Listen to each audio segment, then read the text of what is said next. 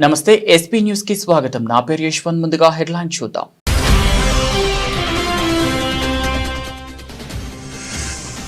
Japan ప్రధాని షిగేరు ఇషిబాతో కలిసి bullet ట్రైన్లో ప్రయాణించిన మోదీ. సెండాయ్ నగరంలో భారత ప్రధానికి ఘన స్వాగతం పలికిన ప్రవాస భారతీయులు.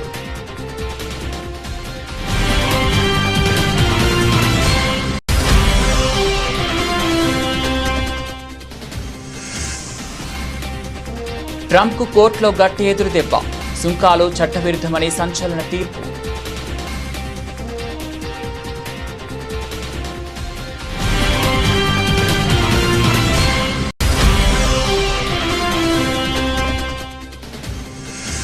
భారత ఆర్థిక వ్యవస్థపై డొనాల్డ్ ట్రంప్ వ్యాఖ్యలను ఖండించిన ఆస్ట్రేలియా వాణిజ్య మంత్రి. భారత్లో అద్భుత అవకాశాలున్నాయన్న డాన్ ఫారెడ్.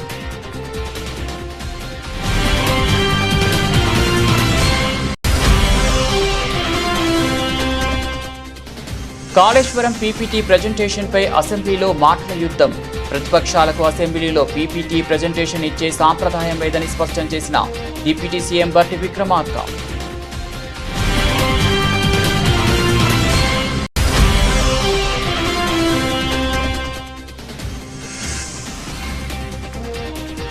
వైజాగ్ తీరంలో డబుల్ డెక్కర్ సందడి. జెండా ఊపి బస్సులను ప్రారంభించిన ముఖ్యమంత్రి చంద్రబాబు.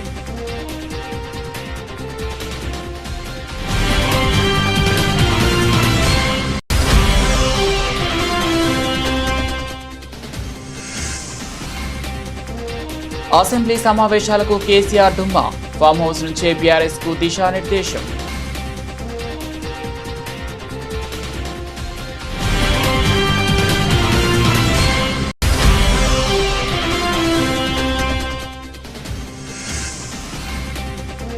పదిహేను రోజుల పాటు అసెంబ్లీ సమావేశాలు నిర్వహించాలి డిమాండ్ చేసిన బీఆర్ఎస్ ఎమ్మెల్యే కేటీఆర్.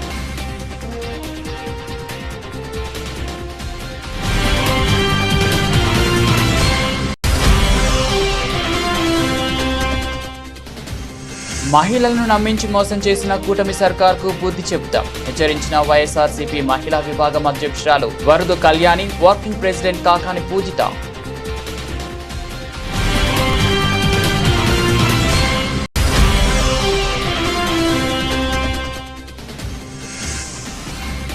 విద్యా వ్యవస్థపై రేవంత్ కీలక ఆదేశాలు. స్కూళ్లు కాలేజీల్లో ఫేషియల్ రికగ్నైజేషన్ హాజరుకు సీఎం ఆదేశం.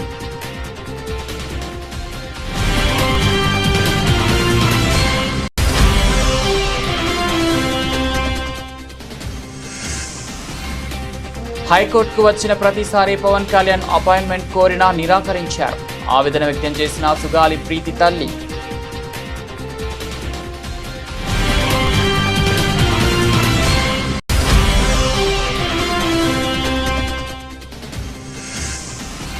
గాలి మోటార్ల మీద తిరుగుతూ గాలి మాటలు మాట్లాడుతున్నారు. సీఎం రేవంత్ పై తీవ్ర స్థాయిలో విరుచుకుపడ్డ బీజేపీ నేత మహేశ్వర్ రెడ్డి.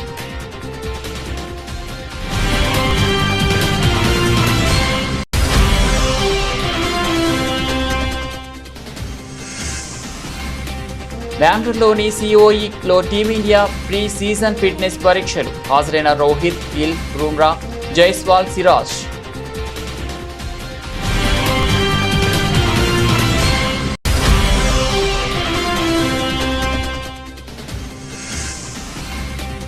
గోల్డ్ ప్రియులకు షాక్. ఒక్కరోజే భారీగా పెరిగిన బంగారం ధర. తులం బంగారంపై 1640 పెరిగిన వైనం.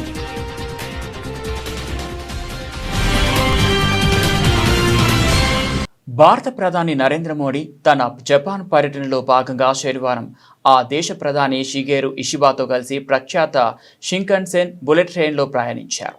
ఇరువురు నేతలు సెండాయ్ నగరానికి చేరుకున్నారు. ఈ ప్రయాణానికి సంబంధించిన ఫోటోలను మోదీ సోషల్ మీడియా ప్లాట్ఫామ్ ఎక్స్లో పంచుకున్నారు.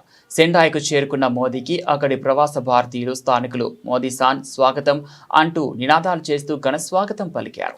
జపాన్తో సంబంధాలను కేవలం జాతీయ స్థాయిలోనే కాకుండా ప్రాంతీయ స్థాయికి కూడా విస్తరించే లక్ష్యంతో ప్రధాని మోడీ కీలక అడుగులు వేశారు. పర్యటనలో భాగంగా ఆయన టోక్యోలోని 16 జపాన్ ప్రిఫెక్షన్ల రాష్ట్రాల గవర్నర్లతో సమావేశమయ్యారు. భారత్ జపాన్ స్నేహంలో రాష్ట్రాలు ప్రిఫెక్షన్ల మధ్య సహకారం ఒక ముఖ్యమైన స్తంభం వంటిదని ఈ సందర్భంగా మోదీ అన్నారు. దీనికోసం 15వ భారత్ జపాన్ శిఖరాగ్ర సదస్సులో భాగంగా రాష్ట్ర ప్రిఫెక్షర్ భాగస్వామ్య కార్యక్రమాన్ని ప్రారంభించినట్లు తెలిపారు. ఈ కొత్త కార్యక్రమం ద్వారా భారత రాష్ట్రాలు జపాన్ ప్రిఫెక్షర్లు నేరుగా కలిసి పనిచేసేందుకు వీలు కలుగుతుంది. వాణిజ్యం, పెట్టుబడులు, నైపుణ్యాభివృద్ధి, స్టార్టప్లు, చిన్న మధ్య తరహా పరిశ్రమలు వంటి రంగాల్లో కలిసి పనిచేయడానికి అపారమైన అవకాశాలు ఉన్నాయని ప్రధాని మోదీ వివరించారు. అమెరికా అధ్యక్షుడు డొనాల్డ్ ట్రంప్ విధించిన సుంకాల విషయంలో భారత్కు భారీ ఊరట లభించిందనే అవకాశం కనిపిస్తోంది. టారిఫ్లను విధించేందుకు అధ్యక్షుడికి విస్తృత అధికారాలు లేవని స్పష్టం చేస్తూ ఓ ఫెడరల్ అప్పీల్స్ కోర్టు సంచలన తీర్పు వెలువరించింది. ట్రంప్ విధించిన పలు కీలక సుంకాలు చట్టవిరుద్ధమని అక్కడి ఫెడరల్ సర్క్యూట్ అప్పీల్ కోర్టు పేర్కొంది. అంతర్జాతీయ వాణిజ్యాన్ని తీవ్రంగా ప్రభావితం చేస్తున్న ఈ సుంకాల విషయంలో ట్రంప్ తన అధికార పరిధిని అతిక్రమించారని స్పష్టం చేసింది. ఈ తీర్పు ట్రంప్ ప్రభుత్వానికి గట్టి ఎదురుదెబ్బగా మారింది.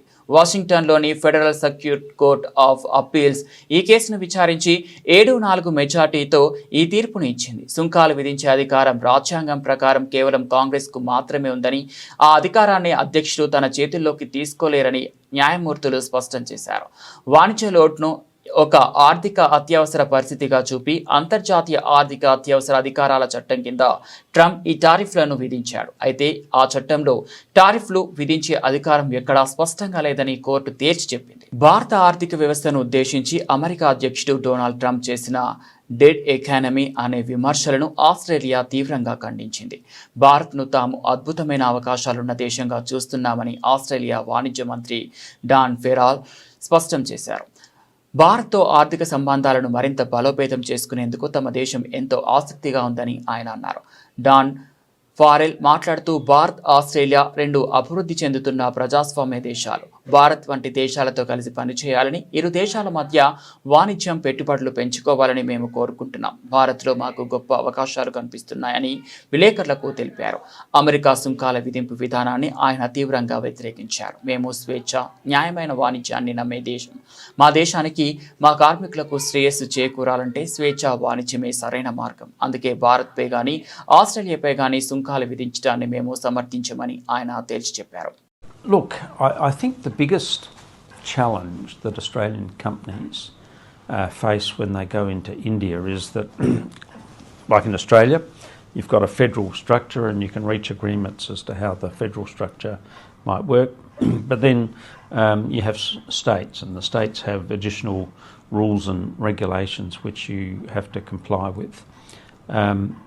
I think, from our point of view, and Hugh's just come back from Kolkata, where he's been working on ensuring Australian companies understand all of the rules that apply and can work through the system. You've got to be a bit persistent, I think. You know, from an Australian company point of view, what I would say to them is you've got to be persistent. You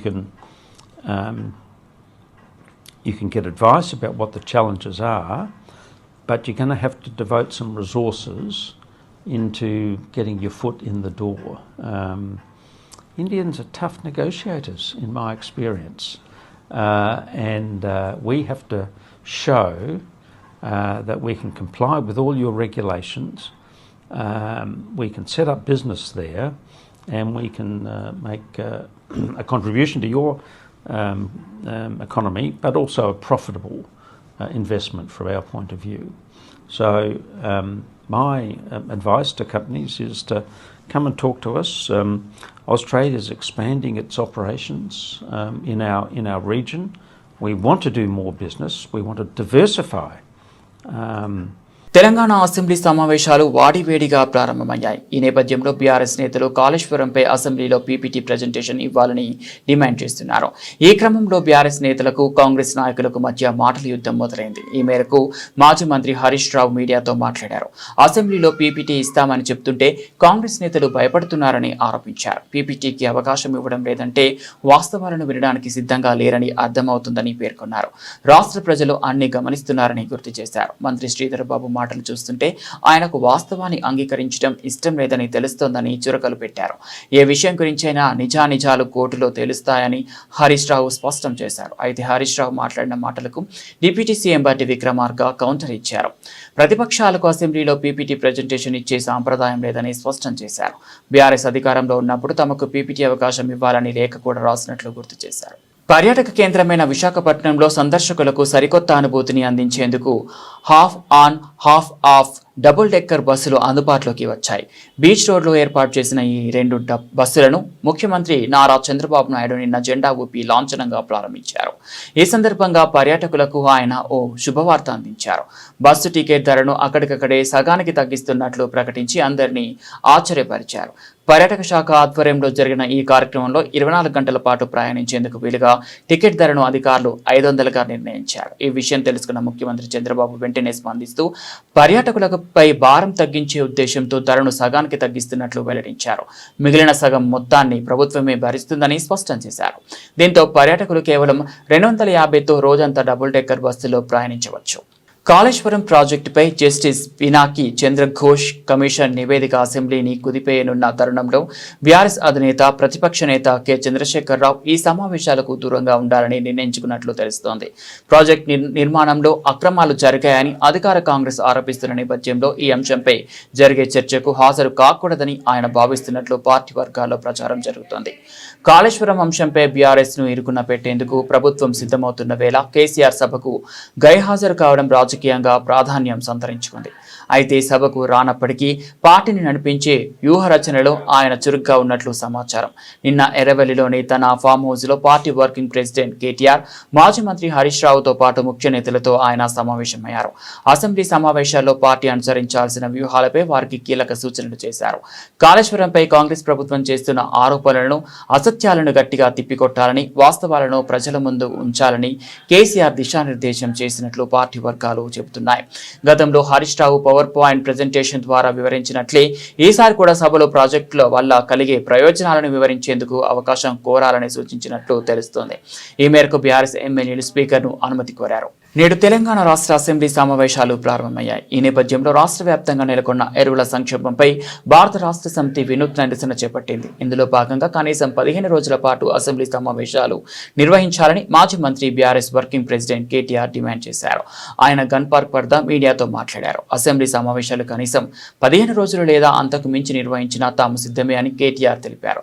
రాష్ట్ర ప్రభుత్వం ఈ అంశాన్ని సభలో పెట్టినా అన్నింటికీ సరైన సమాధానం ఇస్తామని ధీమా వ్యక్తం చేశారు. వ్యవసాయ రంగం నుంచి మొదలుకొని ఏ అంశంపైనైనా సభలో చర్చకు పెడితే ఎదుర్కొనేందుకు సిద్ధంగా ఉన్నట్లు పేర్కొన్నారు. వ్యవసాయ విస్తీర్ణంతో పాటు వ్యవసాయ సంక్షేమానికి మాజీ సీఎం కేసీఆర్ చేసిన కార్యక్రమాలు, పథకాల గురించి వివరిస్తామని అన్నారు.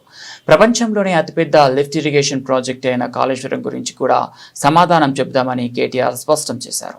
మరి ఎందుకు ఈరోజు కాంగ్రెస్ ప్రభుత్వం రాగానే తిరిగి ఆనాటి రోజులు మళ్ళీ చెప్పులు లైన్లో పెట్టి, ఆధార్ కార్డులు లైన్లో పెట్టి, ఎరువుల కోసం లైన్లు కట్టి వర్షంలో పండుగ రోజు కూడా తడిసిపోయే పరిస్థితి ఎందుకు వచ్చింది? దీనికి కారణం ఎవరు? కాంగ్రెస్ ప్రభుత్వం చెప్పాలని చెప్పి మేము డిమాండ్ చేస్తున్నాం. తూతూ మంత్రంగా 4 రోజులు అసెంబ్లీ నడపడం కాదు, 15 రోజులు అసెంబ్లీ నడపాలే. రైతుల అన్ని సమస్యలు, వర్షం అధిక వర్షం వల్ల, వరదల వల్ల ఇవాళ పంట నష్టపోయిన రైతుల గురించి కానీ, ఎరువులు సకాలంలో మీరు ఇవ్వలేకపోవడం వల్ల బ్లాక్ మార్కెటింగ్ కాంగ్రెస్ నాయకులు ఎవరైతే చేస్తున్నారో, యూరియా మాఫియా ఎవరైతే కాంగ్రెస్ నాయకులు చేస్తున్నారో వాళ్ళ వల్ల రైతులు పడుతున్న అవస్థల గురించి కూడా బ్రహ్మాండంగా సుదీర్ఘంగా చర్చించే అవకాశం ప్రభుత్వం ఇవ్వాలి. దాంతో పాటు ఇవాళ రాష్ట్ర వ్యాప్తంగా నెలకొని ఉన్న వ్యవసాయ సంక్షోభం మీద కూడా మాట్లాడే అవకాశం ఇవ్వాలి, చర్చ ఖచ్చితంగా పెట్టాలి. అట్లాగే ఫీజు రీయింబర్స్మెంట్ కూడా కాక పిల్లలు ఆగమైతా ఉన్నారు, వారి గురించి కూడా చర్చ జరగాల్సిన అవసరం ఉంది. రాష్ట్రంలో వర్షాల వల్ల చాలా చోట్ల అకాల వ్యాధులు, సీజనల్ వ్యాధులు వచ్చి ప్రజలు అవస్థలు పడతా ఉన్నారు. దాని గురించి కూడా సుదీర్ఘంగా చర్చ జరగాల్సిన అవసరం కూడా ఉంది. కేవలం ఒకటో రెండో మీకు అనుకూలంగా ఉండే అంశాలు మాట్లాడుకొని దానిలో మైకు మీద కట్టు కాదు కాబట్టి, మాకు మైక్ ఇయ్యరు కాబట్టి మమ్మల్ని ఇష్టం వచ్చినట్టుగా దూషించి పైశాచికానందం పొందుతామంటే దానికోసం కాదు అసెంబ్లీ సమావేశాలు. అసెంబ్లీ సమావేశాలు ప్రజల సమస్యలు చర్చించడానికి, ప్రజల సమస్యలను ప్రభుత్వ దృష్టికి ప్రతిపక్షం తీసుకురావడానికే పెడతారు. కాబట్టి అన్ని అంశాలు సాకల్యంగా చర్చించాలి అంటే 15 రోజుల పాటు ఖచ్చితంగా చర్చ జరగాలి. అర్థవంతమైన చర్చ జరగడానికి బీఆర్ఎస్ ఎప్పుడు కూడా ముందుంటది.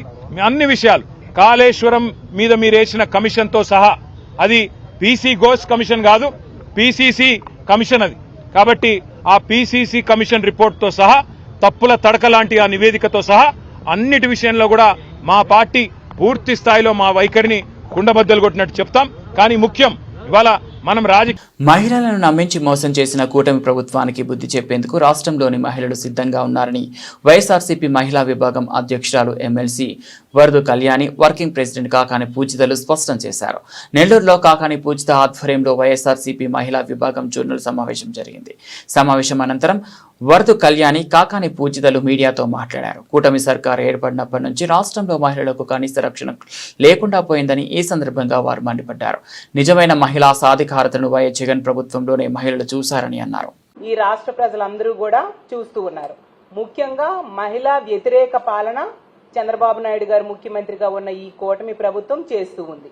మహిళల మీద నిత్యం అఘాయిత్యాలు, నేరాలు జరుగుతూ ఉండే పరిస్థితి. అలాగే మహిళలకి ఎన్నో హామీలు ఇచ్చి అధికారంలోకి వచ్చిన వీళ్ళు ఏ ఒక్కటి సరిగ్గా అమలు చేయని పరిస్థితి రాష్ట్రంలో నెలకొని ఉంది.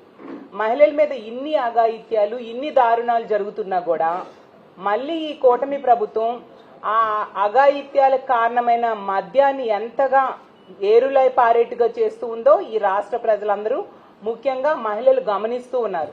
దాని మీద తీవ్రంగా వ్యతిరేకత మహిళల్లో అప్పుడే ప్రారంభమైన పరిస్థితి మనం చూసాం. ఎందుకంటే ఈరోజు కూటమికి ఓట్లేసిన వాళ్ళు చాలా బాధపడుతూ ఉన్నారు. ఎందుకు ఇలాంటి ప్రభుత్వానికి ఓట్లేసామా అని చెప్పేసి. ఎందుకంటే గతంలో జగన్మోహన్ రెడ్డి గారు తీసుకుంటే ఒక మహిళా పక్షపాత ముఖ్యమంత్రిగా పరిపాలించిన పరిస్థితి మనం చూసాం. అతను తన 5 ఏళ్ల పాలనలో తీసుకుంటే 3,30,000 కోట్ల రూపాయలు అప్పులు చేస్తే, ఈ కూటమి అధికారంలోకి వచ్చిన 15 నెలల్లో 2 లక్షల కోట్లు అప్పులు చేయడం జరిగింది. మాట్లాడితే సంపద సృష్టిస్తానని చంద్రబాబు నాయుడు గారు చెప్తారు. చూసేసరికి అప్పులు సృష్టిస్తూ ఉండే పరిస్థితి మనం చూస్తూ ఉన్నాం. ఆ హామీలన్నిటిని నమ్మి ఓట్లేశారు మహిళలు. ఈ రోజు తీసుకుంటే ఏ ఒక్క హామీ అమలు చేయలేదు సరి కదా. మా సూపర్ 6 హామీలన్నీ పూర్తయిపోయాయి, అవలేదంటే వాళ్ళ 4 మందం మా సూపర్ 6 అనేది సూపర్ హిట్ అంటూ చంద్రబాబు నాయుడు గారు చెప్తూ ఉన్నారు. మేము ఒకటే అడుగుతున్నాము, ఈ రాష్ట్రంలో ఒక్క మహిళకైనా పూర్తి స్థాయిలో ఏడాదికి 3 సిలిండర్లు ఇచ్చారా? మరి సూపర్ హిట్ ఎలా అవుతుంది? అలాగే తీసుకుంటే ఈ రోజుల్లో బస్సు విషయం, 11 రకాల బస్సులకి ఈరోజు మహిళలకి స్థానం లేదు. ఫ్రీ ఉచిత బస్సు అనేది లేని పరిస్థితి. కేవలం 5 రకాల బస్సులకే వీళ్ళు అవకాశం ఇచ్చారు. సూపర్ హిట్ ఎలా అవుతుంది? ఏ ఒక్క నిరుద్యోగ మహిళకైనా యువతకైనా వీళ్ళు ఉద్యోగం ఇచ్చారా? మరి వాళ్ళ మొదటి సంతకమే నిరుద్యోగ భృతి 20 లక్షల ఉద్యోగాల మీద పెట్టారు కదా.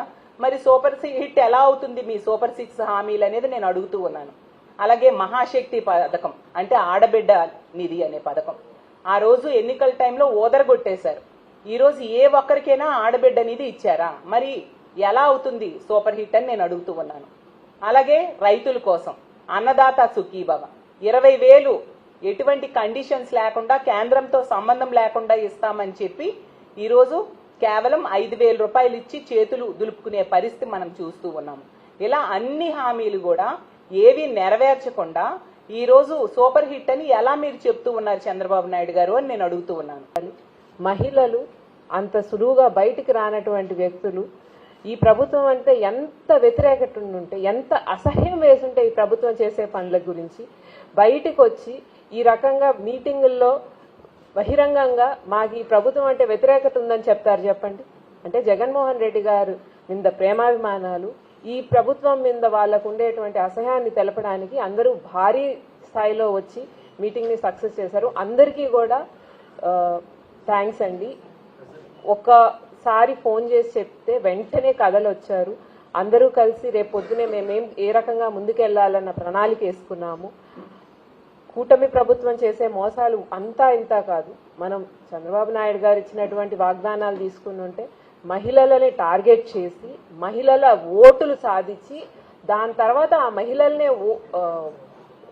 మోసం చేసినటువంటి ఈ సీఎం ఎవరైనా ఉన్నారు అని అంటే అది చంద్రబాబు నాయుడు గారే.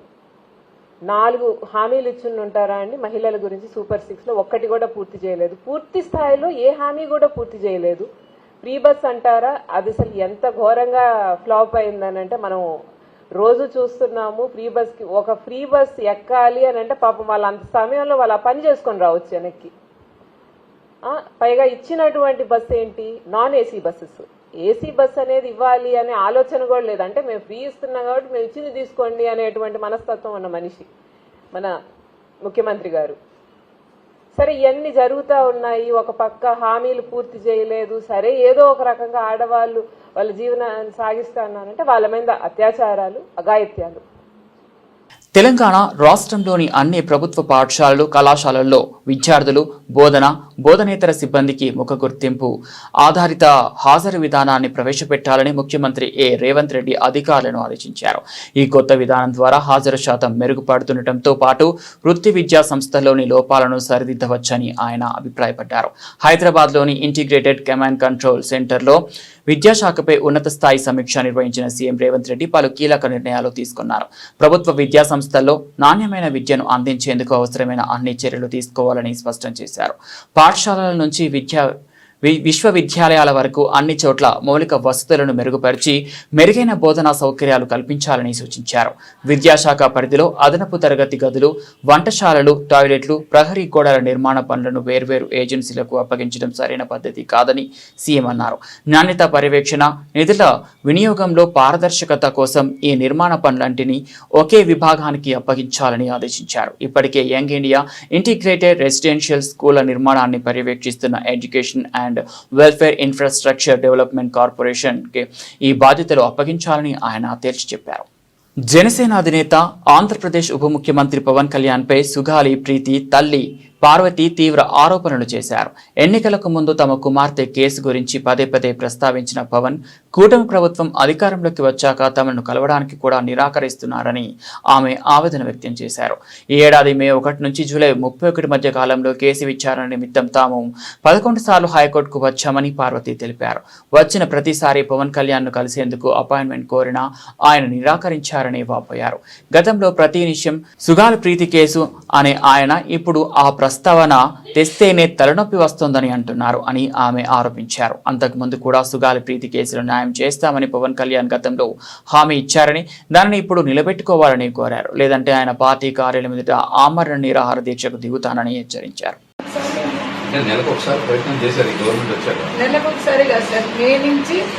జూలై 31 వరకే 3 నెలల్లోనే మేము 11 సార్లు హైకోర్టుకు రావాల్సి వచ్చింది సార్. సిబిఐసి ఆ హైకోర్టుకు వచ్చిన ప్రతిసారి కూడా మళ్ళీ అభ్యాస సుందరంలో అపాయింట్మెంట్ అడిగాం.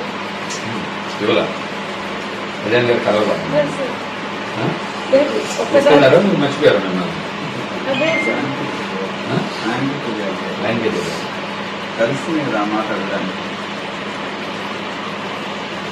అప్పుడైతే సుగాలి ప్రీతి కేసు నిమిషానికి ఒకసారి అన్నాయన, ఇప్పుడు మా కేసు అంటేనే తలనొస్తుంది అంటున్నారు సార్.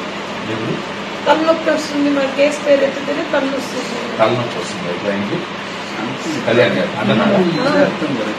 సీఎం రేవంత్ రెడ్డి గాలి మోటార్లో తిరుగుతూ గాలి మాటలు మాట్లాడుతున్నారని బీజేపీ శాసనసభాపక్ష నేత ఏలేటి మహేశ్వర్ రెడ్డి విమర్శించారు.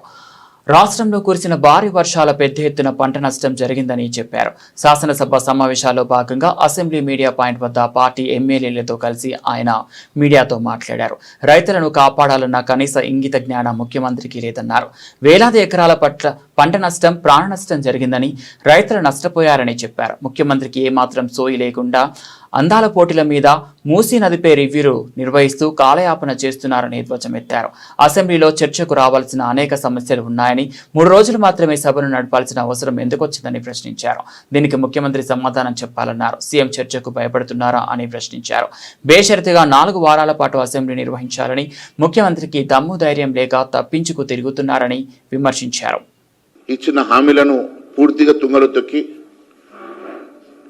రాష్ట్ర ప్రజానీకాన్ని ఏ రకంగా మోసం చేస్తా ఉన్నదో అనేక అంశాలను ఈరోజు మరి ఏ రకంగా అసెంబ్లీలో ప్రస్తావన చేయాలన్న అంశం మీద చర్చించడం జరిగింది.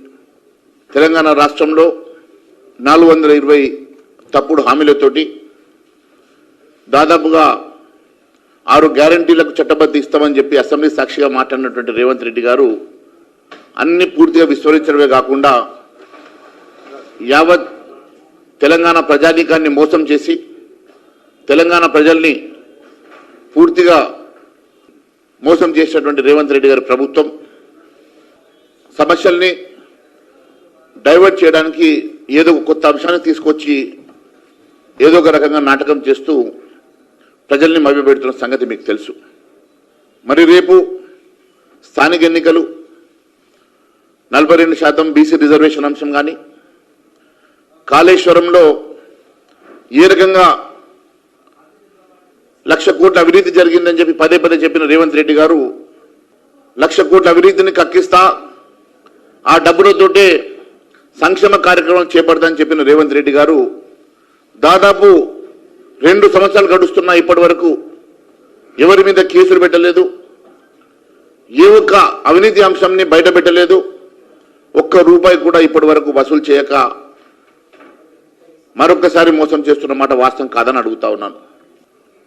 అనేకమైనటువంటి అంశాలు 100 రోజుల్లో ఇచ్చిన హామీలు నెరవేరుస్తాను, 100 రోజుల్లో అవినీతి సొమ్మును కక్కిస్తాను, 100 రోజుల్లో వచ్చేటువంటి అవినీతి సొమ్ముతో నేను సంక్షేమ కార్యక్రమాలు చేపడతానని చెప్పి దాదాపు 20 నెలలు గడుస్తున్నా ఇప్పటి వరకు ఒక్క కేసు పెట్టలేదు, ఒక అవినీతి సొమ్మును బయట పెట్టలేదు. మరి మళ్ళొకసారి ఈరోజు కాళేశ్వరం అంశాన్ని మాట్లాడుతూ ఉన్నారు. మరి కాళేశ్వరం మీద పూర్తి నివేదిక వచ్చిందని చెప్పినటువంటి రేవంత్ రెడ్డి గారు ఎందుకోసమని చెప్పి ఇంకా కాళేశ్వరాన్ని సమస్యని ఇంకా ముందుకు తీసుకెళ్లకుండా వాటి మీద సిట్ కానీ లేకుంటే సిబిఐ కానీ ఎంక్వైరీ పెట్టి మరి ఎందుకోసం అని చెప్పేసి వారి మీద లీగల్ యాక్షన్స్ తీసుకోవడం లేదు, ఎందుకోసం అని చెప్పి ఆ సొమ్ము రికవరీ చేయడం లేదో అనేకమైనటువంటి అంశాలు ఖచ్చితంగా రేపు అసెంబ్లీలో మేము మాట్లాడబోతున్నాం. భారత క్రికెట్ జట్టులో కెప్టెన్ రోహిత్ శర్మ కెరియర్ను ముగించేందుకు రంగం సిద్ధమైందా అంటే అవుననే అంటున్నాయి కొన్ని వాదనలు. టీమిండియాలో తాజాగా ప్రవేశపెట్టిన బ్రోంకో టెస్ట్ వెనుక ఉన్న అసలు ఉద్దేశం రోహిత్ను 2027 ప్రపంచ కప్ జట్టు నుండి తప్పించడమేనని మాజీ క్రికెటర్ మనోజ్ తివారీ సంచలన ఆరోపణలు చేశారు. ఈ వ్యాఖ్యలతో భారత క్రికెట్లో కొత్త వివాదం రాజుకుంది. శనివారం బెంగళూరులోని సెంటర్ ఆఫ్ ఎక్సలెన్స్ లో టీమిండియా ప్రీ సీజన్ ఫిట్నెస్ పరీక్షలు ప్రారంభమయ్యాయి. రోహిత్ శర్మ, శుభ్మన్ గిల్, జస్ప్రీత్ బుమ్రా, యశస్వి జైపాల్, మహమ్మద్ సిరాజ్ వంటి కీలక ఆటగాళ్లు ఈ పరీక్షలకు హాజరయ్యారు. ఇందులో భాగంగా ఆటగాళ్లకు ఎముకల సాంద్రతను తెలిపే డెక్సా స్కాన్ రక్త పరీక్షలు నిర్వహించారు. అయితే ప్రస్తుతం కేవలం వన్డేలకు మాత్రమే పరిమితమైన విరాట్ కోహ్లీ ఈ పరీక్షలకు హాజరవుతున్నాడా లేదా అనే దానిపై స్పష్టత లేదు. బంగారం ధర మరోసారి ఆకాశాన్నంటింది. పసిడి ప్రియులకు భారీ షాక్ ఇస్తూ ఒక్క రోజులోనే ధరలు రికార్డు స్థాయిలో పెరిగాయి. ఈనాటి ట్రేడింగ్లో 10 గ్రాముల స్వచ్ఛమైన బంగారం ధర ఏకంగా 1640 పెరగడంతో కొనుగోలుదారులు బెంబేలెత్తిపోతున్నారు. వెండి కూడా బంగారం బాటలోనే పయనించి ధరల మోత మోగించింది. హైదరాబాద్ బిలియన్ మార్కెట్లో 24 క్యారెట్ల 10 గ్రాముల బంగారం ధర 1,04,950 ఆల్ టైమ్ గరిష్ట స్థాయికి చేరింది. అదేవిధంగా 22 క్యారెట్ల బంగారం ధర 1,500 పెరిగి 96,200 వద్ద నిలిచింది. ఆంధ్రప్రదేశ్లోని విజయవాడ, విశాఖపట్నం వంటి ప్రధాన నగరాల్లో కూడా దాదాపు ఇవే ధరలు కొనసాగుతున్నాయి. మరోవైపు వెండి ధర కూడా పరుగులు పెట్టింది. హైదరాబాద్ మార్కెట్లో కిలో వెండిపై ఒక్కరోజే 1,100 పెరిగింది. దీంతో కిలో వెండి ధర 1,31,000కు ఎగబాకింది. ఇక దేశ రాజధాని ఢిల్లీలో 24 క్యారెట్ల 10 గ్రాముల బంగారం ధర 1,05,100 వద్ద ట్రేడ్ అవుతుండగా కిలో వెండి ధర 1,21,000గా ఉంది. బులెటిన్ ముగించే ముందు హెడ్లైన్స్ మరోసారి.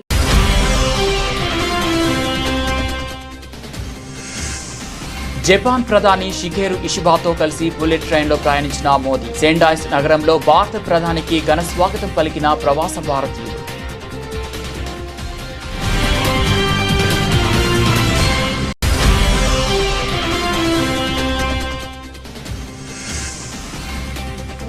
ట్రంప్కు కోర్టులో గట్టి ఎదురుదెబ్బ.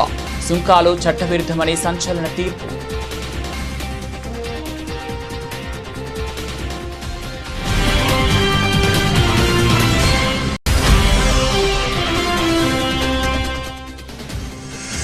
భారత ఆర్థిక వ్యవస్థపై డొనాల్డ్ ట్రంప్ వ్యాఖ్యలను ఖండించిన ఆస్ట్రేలియా వాణిజ్య మంత్రి. భారత్లో అద్భుత అవకాశాలున్నాయన్న డాన్ ఫారెడ్.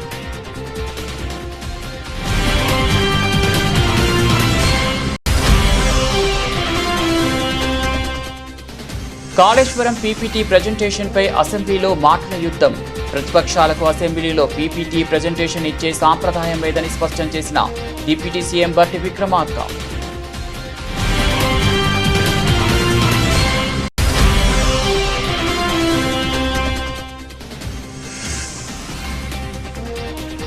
వైజాగ్ తీరంలో డబుల్ డెక్కర్ సందడి, జెండా ఊపి బస్సులను ప్రారంభించిన ముఖ్యమంత్రి చంద్రబాబు.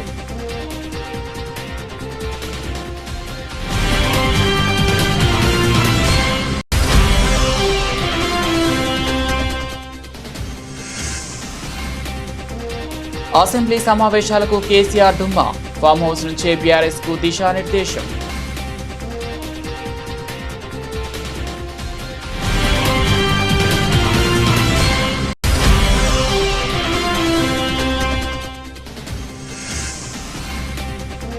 పదిహేను రోజుల పాటు అసెంబ్లీ సమావేశాలు నిర్వహించాలి, డిమాండ్ చేసిన బీఆర్ఎస్ ఎమ్మెల్యే కేటీఆర్.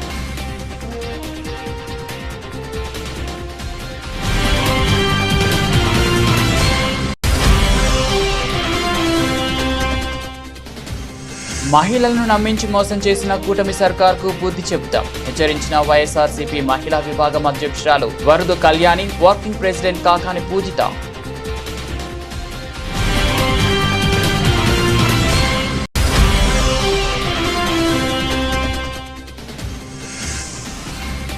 విద్యా వ్యవస్థపై రేవంత్ కీలక ఆదేశాలు, స్కూళ్లు కాలేజీల్లో ఫేషియల్ రికగ్నైజేషన్ హాజరుకు సీఎం ఆదేశం.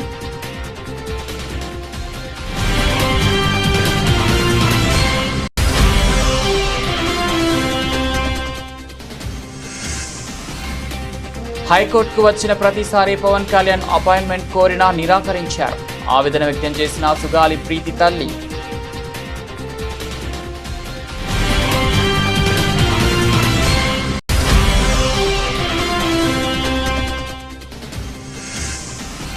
గాలి మోటార్ల మీద తిరుగుతూ గాలి మాటలు మాట్లాడుతున్నారు, సీఎం రేవంత్ పై తీవ్ర స్థాయిలో విరుచుకుపడ్డ బీజేపీ నేత మహేశ్వర్ రెడ్డి.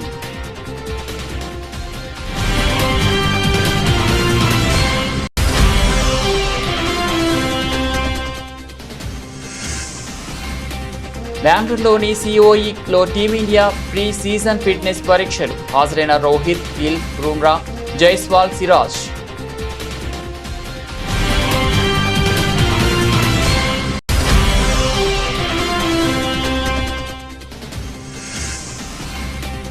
గోల్డ్ ప్రియులకు షాక్, ఒక్కరోజే భారీగా పెరిగిన బంగారం ధర, తులం బంగారంపై 1640 పెరిగిన వైనం.